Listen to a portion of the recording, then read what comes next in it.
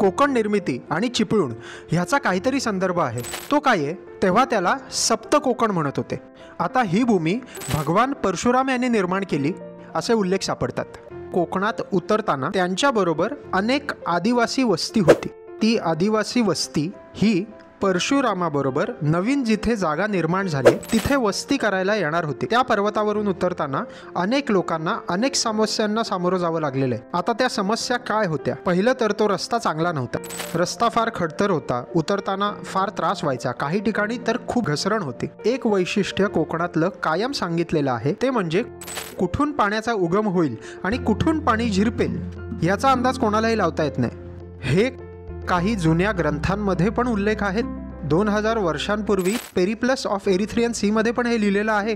त्याच्यानंतर 1870च्या गॅझेटमध्ये पण हे लिहिलेलं आहे। आणि अजूनही तुम्ही जर घाटाजवळच्या कोकणात फिरलात तर तुम्हाला याची अनुभूती मिळते।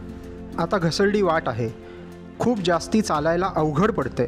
तर ह्या सगळ्या अवस्थेतून नवीन कुठेतरी जागा निर्माण झाली म्हणून परशुरामांनी बऱ्यापैकी चांगली वस्ती इथे आणली। पण ते सगळे खाली उतरताना त्यांची पोळण झाली, त्यांच्या चित्ताची पोळण झाली। आणि चित्ताची पोळण झाली म्हणून एक्झॅक्टली जिथे ते उतरले ती जागा म्हणजे चित्तपोळण। आता चित्तपोळण हे नाव आपल्याला अनेक ग्रंथांमध्ये सापडतं। त्या चित्तपोळणचा अपभ्रंश होऊन नाव पडलं चिपळूण।